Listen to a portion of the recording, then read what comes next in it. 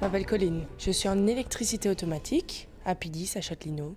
Je m'appelle Sophie Elemans, je suis enseignante au collège Pidis à Châtelineau et donc j'enseigne le français et la religion au 2e et 3e degré. Je m'appelle Gauthier. J'ai fait d'abord philosophie et ensuite j'ai fait les philo et lettres, mais plus pour travailler en édition et en librairie, et puis donc après je me suis orientée vers l'enseignement.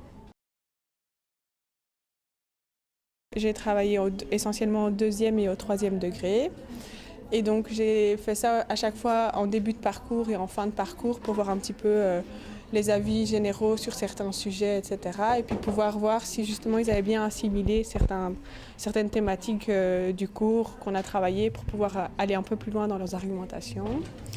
Et donc j'ai pratiqué essentiellement la méthode Todzi, parce que c'est une méthode dans laquelle les élèves ont des rôles à jouer et donc ils prennent ça plus comme un jeu et donc ils arrivent à faire de la philo sans s'en rendre compte en fait. Et donc c'est ça qui est intéressant. Ça permet vraiment de revoir s'ils arrivent à aller plus loin que ce qu'ils avaient fait au tout départ dans le premier débat philo, etc.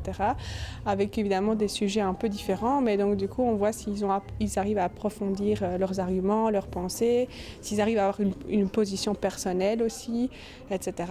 Et j'ai aussi pratiqué par exemple le débat philo dans le cadre d'un cours de français, où là ils devaient vraiment essayer d'intégrer certains types d'arguments pour pouvoir vraiment mixer le côté plus formel au côté plus agréable. Il n'y a pas vraiment de limite parce qu'on peut faire ça vraiment le temps qu'on veut, la durée qu'on veut, ça peut être plus court, ça peut être plus long, etc. Après, c'est sûr que ce qu'il faut travailler et voir un peu comment on peut l'intégrer dans le cours, c'est les traces qu'on a de ces débats philo. Donc il y a toujours des moyens de mettre des gens qui notent un petit peu ce qu'on y fait, etc., ce qu'on y a dit, un peu un compte-rendu de notre conversation. Mais c'est sûr que pour que tout le monde ait une trace dans son cours, ça demande un peu un certain aménagement.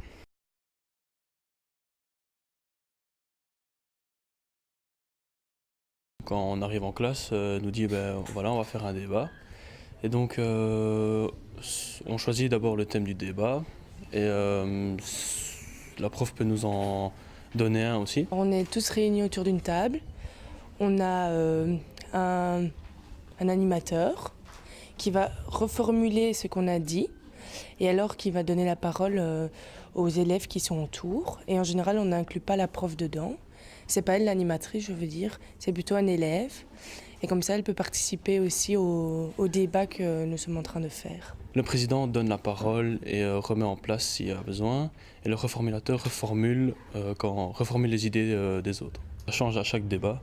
Donc le président joue son rôle, le reformulateur joue son rôle et les participants jouent leur rôle.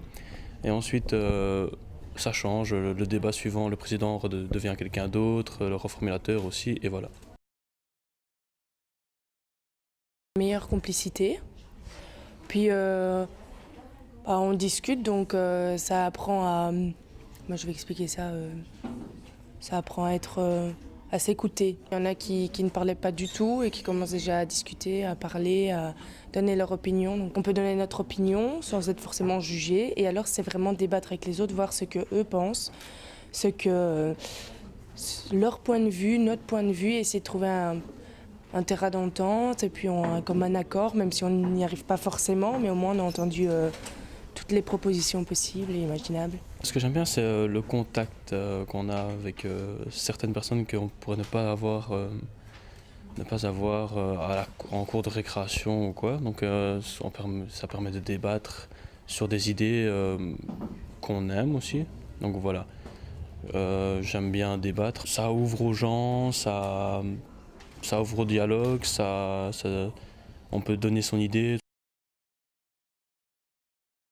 Personnellement, à me taire quand il faut, parce que je suis très impulsive, donc je suis très réactive, mais sinon ça à me taire et à rester plus calme et savoir écouter les opinions, les diverses opinions. S'ouvrir à des adultes, en plus, c'est plus compliqué, donc les adultes nous écoutent parfois moins.